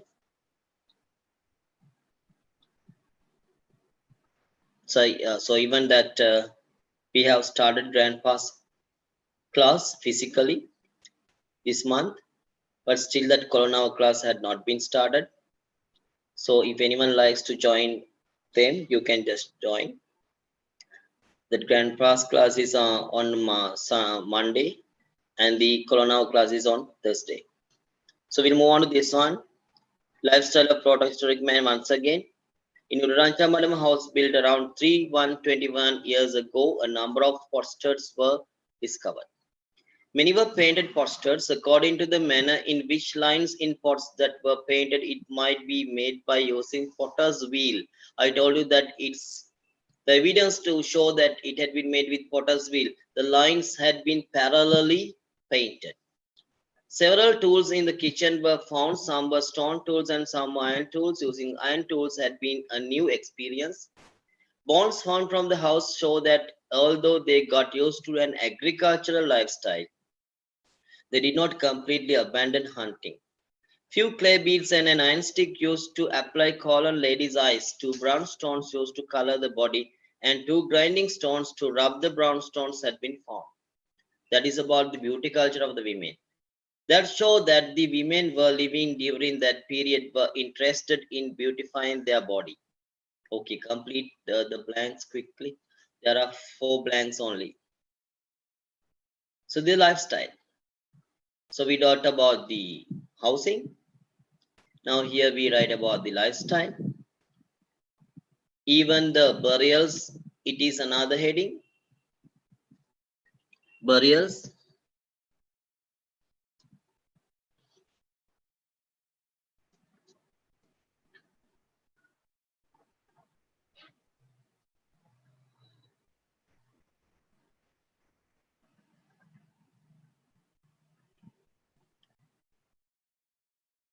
So yeah, actually we are completing one lesson within two hours. That's a very difficult task. So here we go with a kind of speed. So actually this is good for a person who had the lesson in the school or in the class and for a revision. But for a person that who is going to initially learn this lesson, this is not good, right? So because we are going in a considerable speed to complete the lesson within 2 hours. So in the normal class, normally we don't go this fast. Sometimes to complete this lesson, we take like 4 days, right? Okay, so then we'll come to technology of proto-historic man. Beginning of the metal technology and making clay pots can be regarded as the new technology adopted in this era. As a result of using iron, they could do their day-to-day activities efficiently because iron was a very strong metal. They could do clearing jungles, digging the ground easily. Iron was a strong metal and could use in clearing forest and the ground. The painted clay pots found from Udaranchamadam show the high technological standard of making clay pots. The clay bead found shows the technology of making beads existed. They have used a high and advanced technology in building houses, setting the foundation in a way that sinking does not happen and building walls perpendicular to the ground. So that also technology. So when they came to this proto-historic time period, they had an advanced technology, advanced technological knowledge when compared to a Stone Age. In the Stone Age, actually only the stone tools were there to show their technological knowledge. But here there are many things: iron tools, clay pots, clay beads, even how the walls had been constructed, even how the foundation had been laid. We complete that one.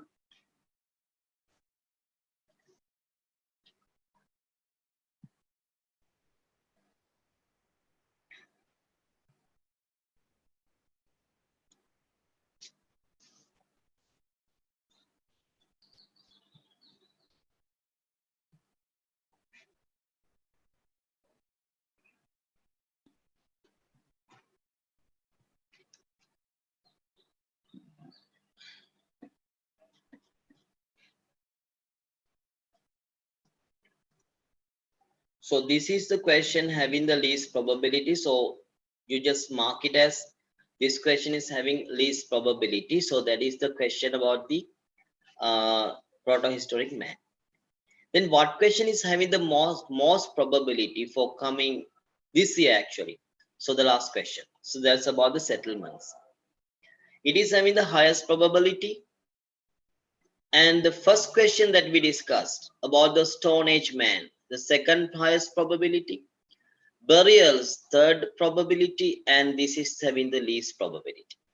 That's the order. Settlements of early historic era, the last question that we are going to discuss is having the highest probability. So you can mark it as four star marks. Then the lifestyle of Stone Age man, the question we discussed first, second highest probability, 3 star marks. Then the burials, 3 types of burials, the third probability. So that is 2 star marks, and this question only 1 star mark because very less probability of coming as a question. So burials, we discussed this one, cis clay tub burials, urn burials, and cis burials. So this is having the third highest probability. So now we have only one question to go, and even we go for the theory part for that question. So then my work is over for the day. I told you this is actually rushing through a lesson, not that teaching very slowly. So in a normal physical class or normal in that online class, we don't do like this. We go very slowly. So here, this is a seminar. Seminar means actually a revision. For the people who had studied the lesson, revision is needed. Revision is useful. For the people who had not studied anything, actually a revision has no use. So because of that, here this is a revision. I know many of the students who had joined my online lessons and physical classes have come to this revision session, and they know that this is advantageous within 2 hours revising once again, very important section. So then even the questions, I'm introducing questions. So in a normal lesson, normally this won't happen, and we go just slowly. Sometimes we to study this lesson, we take like 4 days. Within 4 days only, very slowly we study. Never mind. So now we have come to the last section, last part of the theory part. So these settlements. So normally I told you that in every village there was a tank, village tank. So such a village was known as a Vapigam. So what's a Vapigam? A Vapigam are the settlements which spread in the area outside overflowing river valleys by being centralized on a small tank. So when there's a village with a tank, we call it as a Vapigam. For the Vapigama, we give a name, Sumana Vapigama, Hundari Vapigama, Kadaha Vapigama. So normally, this is a cross section of a small village tank. This is the rain-fed area. So when the rain, this is absorbing rainwater and release into the tank, and this is the tank, and this is the tank bund. From this tank bund, water is released to the paddy field. So however, there were different types of settlements. We know that one village was separated from the other by a jungle belt. Now we can't see any division between villages. One village was adjacent to the other one. Some settlements or different types of professionals lived. In some settlements, some different professionals were living. They were all the people in the village, they were doing the same economic activity. They were producing something same. Some examples, Kasikaragama. In Kasikaragama, everyone, they were living by doing agriculture. They were farmers. They were doing agriculture. So the village had been named after their profession, Kasikaragama. Manikaragama, villages where people worked in gem mines. So gem cutters and gem miners are living in Manikaragama. Everyone, they do the same thing. So people who who lived in Kasikaragama, they produce agricultural products, and people who lived in Manikaragama, they had gem products. Those products they have exchanged.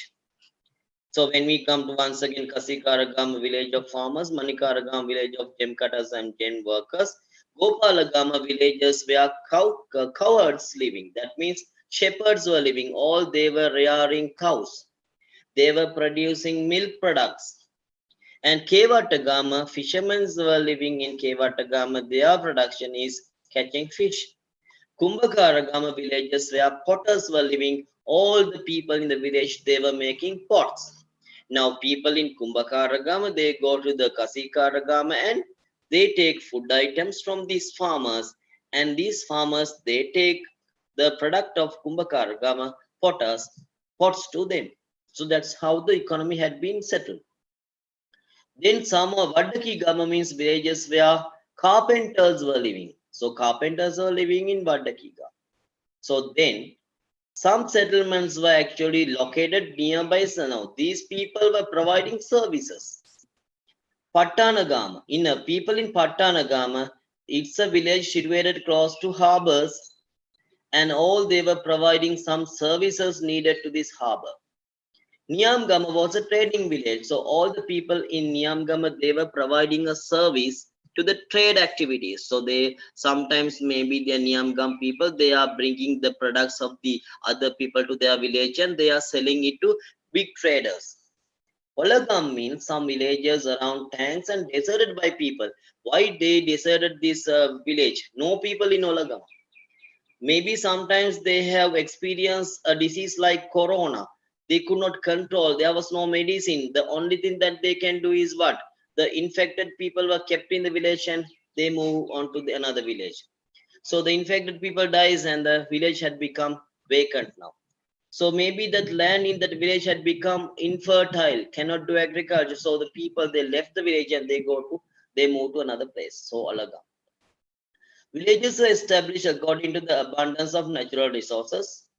Size of a small village is normally not more than 0.15 hectares. 5 to 6 families always living here. Only 5 to 6 families were living. Not more than 5 to 6 families, but the maximum maybe 30. Maybe 30 family living in one small village. And this is a structure of a village. Now see here. This is the village. Few families, few houses, 5 6 houses are here. You can see even some houses are bigger, some houses are smaller. These are the paddy fields belonging to them. So all they are having a paddy field here. And this is the rain fed tank. This is providing water to these paddy fields. This is the areas where they do chena cultivation. So like that. So this is a structure of a small village. So normally urban settlements are cities. They were different. More than 35,000 people are living. The size was more than 2 hectares. They are very big, like Anuradhapura and Polonnaruwa. And commonly they were called Pura. So they were known as Pura. So Anuradhapura, Magampura. So initial two cities in Sri Lanka, Magampura and Anuradhapura. So however, Parikittagam. What is a Parikittagam? Those villages that were protected by a fence, when they have erected a fence around the village to protect the village, it's known as a Parikittagam. Then what is an Aparikittagam? If there's any no fence around the village, it's known as an Aparikittagam. And Pura means large urban settlements. Pura Kamat means the main architect in the city. So for every city, there's an architect. He's planning, he's designing the city. So he was known as Pura Kamat. And Nurupura means the name given to Anuradhapura in Panakado Copper Plate. Panakado Copper Plate is a source that gives information about the childhood of King Vijayapal I. So this is Panakado Copper Plate. You can see that Panakado Copper Plate. Right. So village administration was done by village leader. Every family was having a family leader. One of the family leaders becomes the village leader. Family leader was known as Grahapati. The village leader was known as Gamika. Right. And Dasagamathan means 10 village headmen, they got together and they formed a council to administrate the entire village system that's known as Dasagamathan. Kaludiyapokuna inscription is one of the sources that give information about Dasagamathan. So this is Kaludiyapokuna inscription. See, Kaludiyapokuna inscription. So it gives information about Dasagamathan. Right. So now we'll go to the question, the last question. Right. So we'll go to the last question here. It is about the nature of the settlements. I told you this is the question having the highest probability. So we'll complete this one. Rural settlement. So normally when they are giving this question, this has come for past papers majority of the times. So normally they are giving this one to write under three headings. So then we are taking three headings: rural settlements, villages. The early historical period was between 450 BC and 300 AD. In the historical period, majority of the settlements existed mainly close to a tank. The settlements which developed themselves around a tank are referred to as Vapigam. One village was separated from the other by a strip of jungle. Some settlements where different types of professionals lived in have been mentioned in historical chronicles. Now we don't write all six. We have six examples, but we are writing only three. Kasigaragam, a village of farmers; Gopalagam, a village of shepherds; Kumbhakaragam, a village of potters. Apart from this, there were several villages existed on the basis of tasks. Then here we have three, no? So three we are writing: Pattanagam village by a port, Niamgam trading village, Olagam deserted tank village. A small scale villages was normally not more than 0.15 hectares. Normally they are lived 5 to 6 families. See, all the information we have included in this answer. And about 30 families lived in some large-scale village. Parakitagam means a village protected by a fence. Aparikitagam, a village not protected by a fence. Okay, complete that one. So one we wrote. So we can finish this session at 5:45 because some they have to break the fast even like 6:20. So they have to get ready. So then we have another two more sections here. So complete these blanks, then we can go to the second and third parts. So remember, today I have done but actually something very difficult, that covering up one lesson of grade 10 within 2 hours. So that's a difficult task. So I might have gone a bit fast. So sorry for that if anyone got any difficulty of catching. So in a normal lesson, normally we don't go this much fast. Normally we just go slowly and make you understanding. Even here I can't see you, even I can't feel you, even I don't know how your levels are. So according to your levels, only the physical class or the other normal classes are scheduled.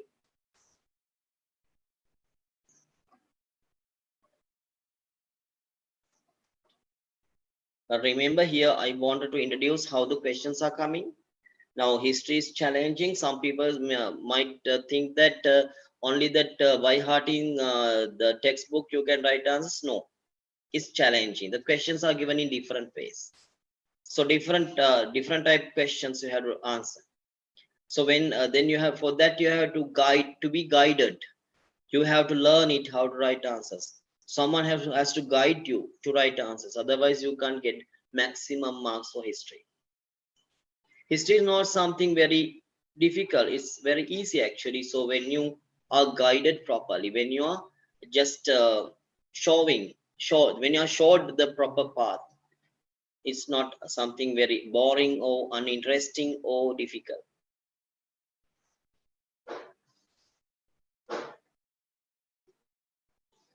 Okay, complete these blanks.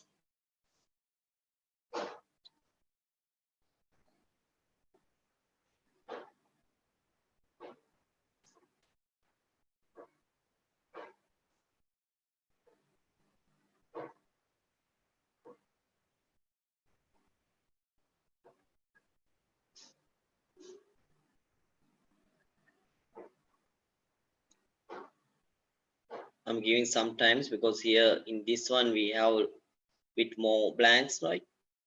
So the rural settlements means villages. Then we have intermediate settlements and urban settlements. But in the textbook, they are not giving that much of information about the intermediate settlements. But in the exam, they are given to write under three headings. So then you have to think and write. Some additional knowledge is needed to write answers in the history paper. The information given only by the textbook is not enough. And even more practice should be there, like maths, writing answers, marking maps. It should need some practice. Okay, then moving to the next one. Medium scale settlements. What are medium scale settlements? There were settlements larger than a village and smaller than a city. They were called as Nakara or Nagara. These settlements were normally located at a gap. So, no, what is a gap? So, normally from the low country to hill country, when you move, you have to go through a gap. Gap is a lowland in between two mountain ranges. To the gap only you have to go in. So that's the place where normal routes are located, and that's the place where these Nakara or Nagara medium scale settlements are located. So then these settlements were normally located at gaps where hill country and low country joins. They were mostly used for trade activities. So many travelers are there. For the use of the travelers, they were using them as trading villages. Village products and things from cities were exchanged. Few shops or a fair could be seen in these settlements. Traders from cities usually visited these settlements. Large urban settlements is the third one, no? So that villages, that means small settlements, and medium scale settlements and large urban settlements. They were larger than 2 hectares in size. There's a population about 35,000. Usually rich Parumaka families and traders were living. Parumakas were the regional rulers. They have migrated to cities for their comfort, and they were living in these large urban cities. For the comfort of them, urban components were developed. Some urban components were protective walls, parks, road networks, and trade centers. These settlements were called Pura. We know that the two initial Pura, Anuradhapura and Magampura. Anuradhapura city was called by the name Nurupura in Panakado Copper Plate. First two cities in our country were Anuradhapura and Magampura. They were, they were they were due to the development of large and small harbors located around this country. The main architect of the city was called Purakam. So I told you there was a designer for the Pura. There was a designer for the city. He was known as Purakamudha. The city administrator was called by the name Nagara Gutika. Nagara Gutika post had been started in Sri Lanka by Kim Pandukabe. So he was the city administrator. Okay, complete the notes there.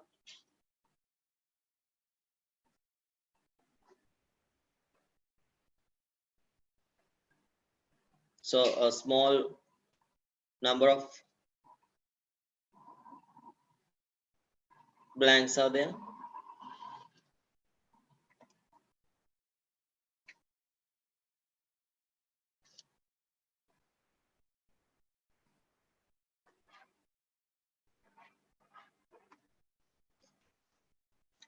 So from this question the tute will be finished. Now here in the tute I have given you the most possible 4 questions or all the questions that can be given from this lesson to the any of the question paper, like for even for a term test, even for O level, these are the 4 questions that can be given. Other than these 4 questions, nothing can be given. Then I gave you the probability of coming these questions, like the highest probability for this last question, the second highest probability for the first question that we discussed about the Stone Age man. Then the third probability is having for the burials, the 3 types of burials, and the least probability for the second question, like that I told. So now you try for any of the term test or any past paper, question paper, or anything, and see whether these are the these are the questions that have come or not. So then you can just compare this tute with the past paper questions or the term test paper questions, or in sometimes in some of the test papers that you are going to be having. Study and go and see whether you can write answers nicely and properly. Okay, so now however, so this is the last question that we discussed.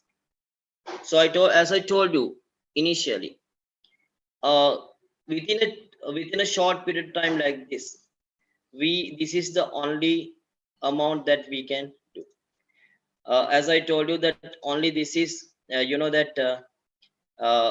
this is how we have to do, because within 2 hours only this much we can do.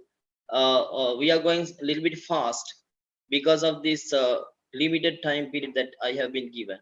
So however, I think you got something, and you just have got the understanding about the second lesson, and how you have got understanding about how the questions are given.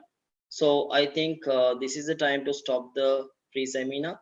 So thank you for joining, and even I thank you, Hilmi sir, for giving me such an opportunity to address you as well as to be introduced to you. So, however, the second lesson completely I have finished, and the questions I have introduced. And if anyone wants to join for the physical classes, they can come for grand pass class or the Kolonava class. Even that there are some students who are just coming now even here. And thank you very much for joining to this free seminar. So we are going to wind up the seminar. Okay, thank you very much Students, if and good evening. anyone wants to join the Grandpa's branch or Koranawa branch or online classes, okay, just drop me a Yes, message, online Baba. classes. Drop me a message. I'll send you the timetable and the fees also. Okay, so I'll finish the session.